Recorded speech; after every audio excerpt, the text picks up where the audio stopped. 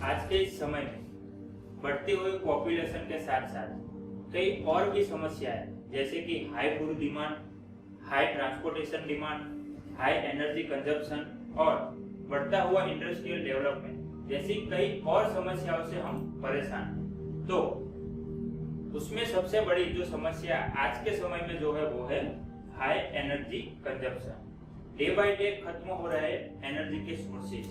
तो विश्व को आज अपने इकोनॉमिक एवं फाइनेंशियल ग्रोथ के साथ ऐसे एनर्जी सोर्स को ढूंढना होगा जो डे बाय डे खत्म ना हो, जो लॉन्ग टर्म तक अवेलेबल हो और पॉल्यूशन फ्री, जैसे कि सौर energy, wind energy, tidal energy, biomass energy, कई और भी कई ऑप्शन। तो उसमें से आज हम बात करेंगे विंड एनर्जी के बारे में।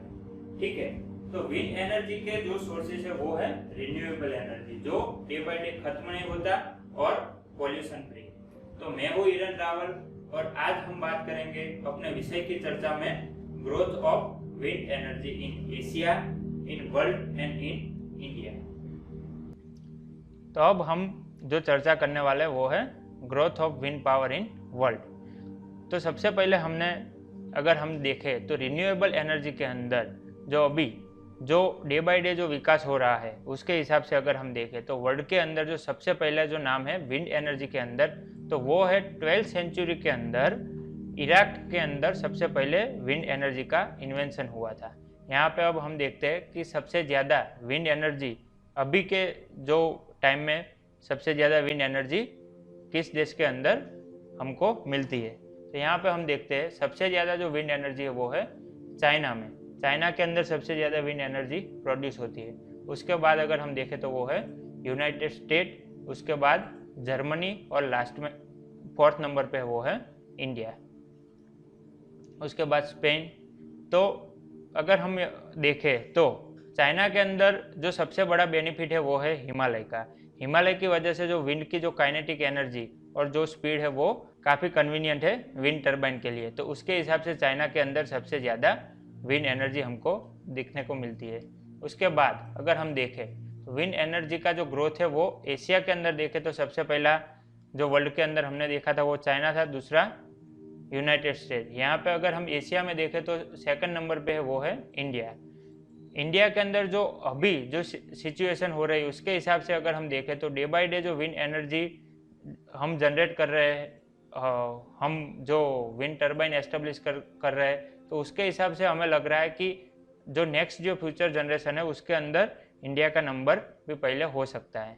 ठीक है दोस्तों, अगर हम नेक्स्ट देखें तो वो है विंड एनर्जी का जो ग्रोथ है वो इंडिया के अंदर कैसा है। यहाँ पे हम देख सकते हैं इंडिया का जो पूरा मैप है वो आपको दिख रहा है। तो विंड एनर्जी का जो सबसे ज़्यादा यहाँ पे आप देख सकते हो जो समंदर किनारा है उसके अंदर जो रेड हाईलाइट हुआ है वो काइनेटिक एनर्जी का जो एक पर्टिकुलर जो पॉइंट है उसके हिसाब से हमने रेड हाईलाइट किया हुआ है। तो आप देख सकते हो कि जो समंदर किनारा है वहाँ पे सबसे ज़्यादा जो रेड हाईलाइट हुआ उसका मतलब समंदर किनारे के साइड हम विंड मिल एस्टेब्लिश ज़्यादा कर सकते हैं। तो अभी फिलहाल की जो कंडीशन है उसको हम देखें तो विंड मिल के अंदर जो सबसे ज़्यादा जो पावर जनरेशन होता है वो है तमिलनाडु के अंदर, दूसरा नंबर है गुजरात का।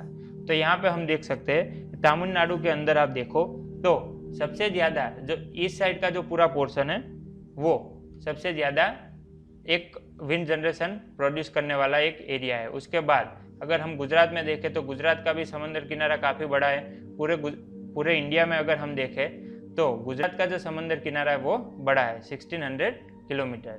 अगर गुजरात का देखें तो तमिलनाडु के बाद हमने आगे देखा है 2nd पोजीशन ऊपर है वो है गुजरात।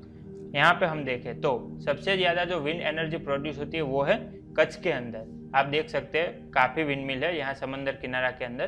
तो सबसे ज़्यादा जो विंड मिल है वो है कच्छ के अंदर। सुजलोन कंपनी का सबसे बड़ा प्लांट यहाँ पे लगा हुआ है। उसके बाद अगर हम सौराष्ट्र में देखें तो सबसे ज़्यादा जो विंड मिल का जो बड़ा प्लांट है कच्छ के बाद अगर हम देखें तो वो है द्वारका के अंदर। ठीक है, उसके बाद अगर हम देखें दक्षिण गुजरात के अंदर तो दक्षिण गुजरात के अंदर सबसे बड़ा जो प्लांट है द्वारका के बाद वो है नवसारी के अंदर और उसके बाद जो प्लांट है वो है डांग के अंदर।